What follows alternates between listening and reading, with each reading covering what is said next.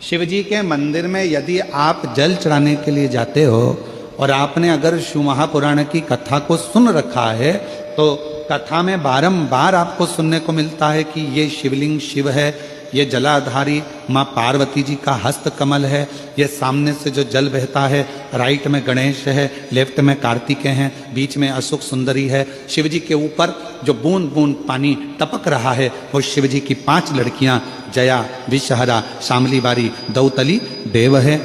ये सारा पूरा की पूरा स्थान शिव जी के सामने से जहां से जल बहकर जमीन पर आकर नीचे जाता है वहां पर 33 कोटि देवता विराजमान हैं। शिव जी की पिंडी पे से जल गिरकर जब नीचे की ओर आता है और जो मोटे भाग से जल नीचे आता है वहां पर सारी 64 योगिनियां हैं, सारी देवियां विराजमान हैं। अब जो समझ गया वो शिव मंदिर में जाकर ना गणेश जी को ढूंढता है, ना कार्तिकेय को ढूंढता है, ना पार्वती को ढूंढता है। ढूंढेगा क्या? जम के बोलो जरा। नहीं, ना वो कार्तिकेय को ढूंढ रहा है, ना वो श्री गणेश जी को ढूंढ रहा है, ना वो पार्वती को ढूंढ रहा है। अब जिसके दिल में ही शिव नहीं बसा है, जो भगवान शंकर को जान ही नहीं पाया, वो मंदिर में जाकर क्या करता है? 1 लोटा पानी लेगा, शंकर जी पे भी चढ़ा देगा, उसी पानी में से गणेश जी को भी चढ़ा देगा, उसी पानी में से पार्वती जी को भी चढ़ा देगा, उसी पानी में से कार्तिकेय जी को भी चढ़ा देगा। अरे भैया, अगर शिव महापुराण की कथा सुनी है तो शंकर की कथा में आता है जहां शिवलिंग है, जहां शंकर विराजमान है, वहां जल पूर्ण समर्पित कर दो, सारे देवताओं में अपने आप पहुंच जाता है। उसको देना नहीं पड़ता, उसको पहुंचाना नहीं पड़ता। और ये गलती बहुत सारे लोग करते हैं। आप लोगों से निवेदन है, शिव जी के मंदिर में अगर जल चढ़ाने जाना है आपको तो पार्वती मैया को अलग से जल नहीं चढ़ाना, कार्तिकेय जी को अलग से जल नहीं चढ़ाना, गणेश जी को अलग से जल नहीं चढ़ाना। किसी भी मूर्ति पर शिव को जल चढ़ाने जाओ तो अलग से किसी मूर्ति पर जल मत चढ़ाओ, ना पार्वती जी को, ना गणेश जी को, ना कार्तिकेय जी को। अगर जल चढ़ाना है तो केवल देव अधिदेव महादेव पर चढ़ाओ, वो जल सारे देवताओं तक अपने आप पहुंच जाएगा, उसको पहुंचाने की जरूरत नहीं है। चलो और सरल भाषा में समझ लो। तुम्हारे घर में तुलसी का पौधा है? हाथ उठाओ जरा, किस किस के यहाँ? सब लोग रख लो, अब ठीक है, रखो। तुलसी के पौधे में पानी कौन कौन देता है? सब देते हो, ठीक है। पत्ते पे देते हो क्या? नहीं। डाली पर देते हो क्या? नहीं। मंजरी पर देते हो क्या? तुलसी में पानी कहां दिया जाता है? तुलसी की जड़ में। जड़ में पानी दे दिया तो वो तुलसी के पत्ते पत्ते में पानी पहुंच जाता है, मंजरी में पानी पहुंच जाता है। वृक्ष की जड़ में पानी दे दिया तो वो पानी सब दूर फल में, फूल में, डाली में, पत्ती में, सब जगह पर वो पानी पहुंच जाता है। उसी तरह जैसे जल जड़ में दिया जाता है, पानी जड़ में दिया जाता है तो वो सब जगह पहुंच जाता है। उसी तरह शिव मंदिर में केवल शंकर भगवान पर जल चढ़ाया जाता है तो वो सब देवताओं तक पहुंच जाता है।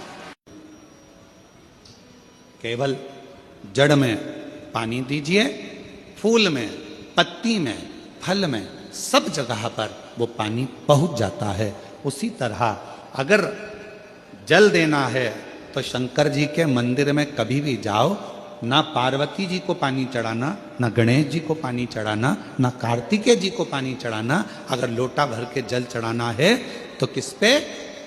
महादेव पर चढ़ाना, शिव।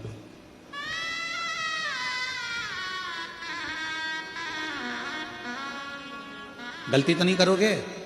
बोलो तो जम के। कहां जल चढ़ाओगे? शिव जी पर। अब कई लोग पार्वती जी कपड़े पहनी है, वस्त्र पहनी है तो भी पानी चढ़ा के चले जाते हैं, गणेश जी वस्त्र पहने हैं तो भी लोग पानी चढ़ा के चले जाते हैं, कार्तिकेय जी वस्त्र पहने हैं तो भी लोग पानी चढ़ा देते हैं। ये ठीक नहीं। शिव महापुराण में सीधी सीधी बात करिए, सारी समस्या का हल 1 लोटा जल। अब जल कितना लेकर गई हो मंदिर के लिए? जम के बोलो, 1 लोटा। अब सियोर वाला महाराज कह रहा है कि 1 लोटा जल सारी समस्या का हल। तुम जल चढ़ाते चढ़ाते इतने दिन हो गए, तुम्हारी समस्या का हल क्यों नहीं हुआ? क्यों? क्योंकि तुम पूरा 1 लोटा जल शिव जी को दे ही नहीं पा रही हो। आधा जल इधर चढ़ा दूं, आधा उधर चढ़ा दूं, आधा उधर चढ़ा दूं, आधा इधर चढ़ा दूं, तो तुम्हारा तो कहावत ही आदि हो गई कि आधा लोटा जल, तुम्हारी तो कहावत ही आदि हो गई।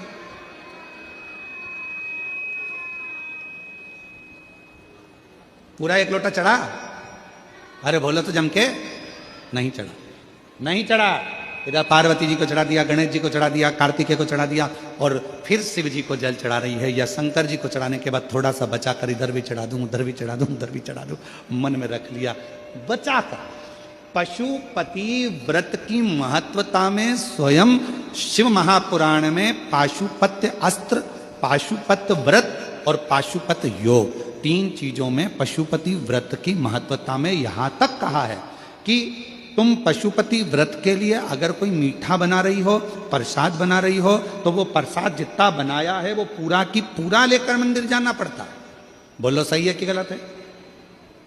कढ़ैया में, भगोनी में जितना प्रसाद, हलवा बनाया, खीर बनाई, जितनी बनाई है सब लेकर जाओ, छोड़कर नहीं जा सकते। अगर आधा प्रसाद कढ़ैया में छोड़ दिया और आधा लेकर गए हो तो प्रसाद के 2 हिस्से हो गए। भगवान पशुपति व्रत को स्वीकार नहीं करेगा, वो स्वीकार नहीं है। बनाओ उतना जितना मंदिर में लेकर जाना है, बनाओ उतना जितना परमात्मा के दरवाजे पर लेकर जाना है। अब हमने क्या करा, बना थोड़ा ज्यादा लिया, आधा रख दिया घर वालों के लिए, बच्चे खा लेंगे इसमें से, पति को दे दूंगी इसमें से, और आधा प्रसाद ले गई मंदिर, मंदिर में ले जाके 3 हिस्से कर दिए। अब विचार करना, मंदिर में ले जाने से पहले प्रसाद के 2 हिस्से हो गए, आधा तो तूने घर में छोड़ दिया, आधा मंदिर में लेकर चली गई, फिर वहां पर जाकर 3 हिस्से हो गए, तो कुल मिला के हो गए 5 हिस्से। तो मतलब ही क्या हुआ फिर उस प्रसाद? और फिर क्या करिए, मैंने 4 बार पशुपति व्रत करा गुरुजी, पर ना जाने क्या ऐसा योग बना कि भगवान मेरी सुनता ही नहीं है, भगवान मेरी सुनता ही नहीं। कैसे नहीं सुने? और यह बात पूरे जनमानस तक पहुंचाना आपकी जवाबदारी है। आज की कथा में से यह बात सबको पहुंचाना है कि 1 लोटा जल अगर चढ़ाना है तो शिव को चढ़ाना है। पार्वती मैया बैठी है मंदिर के अंदर, आपको उनको नहीं चढ़ाना। गणेश जी बैठे हैं मंदिर के अंदर, आपको उनको नहीं चढ़ाना। कार्तिकेय बैठे हैं मंदिर के अंदर, आपको उनको नहीं चढ़ाना। आपको तो केवल शिवलिंग पर जल चढ़ाओ, सारे देवताओं को अपने आप प्राप्त हो जाए। अब हम क्या कर रहे हैं, इधर भी चढ़ाने जा रहे हैं, उधर भी चढ़ाने जा रहे हैं, उधर भी चढ़ाने जा रहे हैं। वही 1 लोटा जल है, यहां से चालू हुए सारे मोहल्ले में चढ़ा दिया, फिर शिव जी के पास चढ़ा दिया। स्वीकृत नहीं।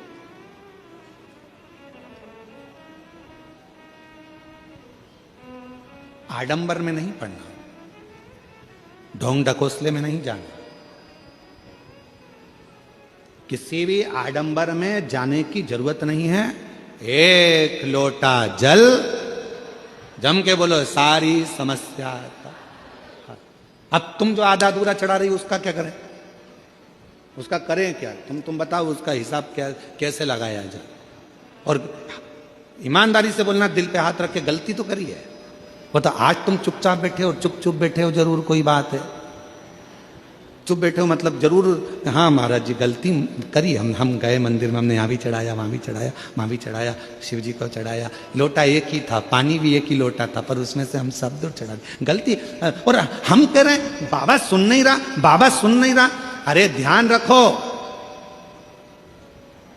पति पत्नी से फोन पर जब बात करता है और पत्नी अगर कहीं पर भी अपनी मन को लगा कर रखती है, या पति अपने मन को यहां वहां दुकान पर लगा कर रखता है, तो पत्नी बात करते करते भी फोन पर कह देती तुम्हारा दिमाग ठिकाने है?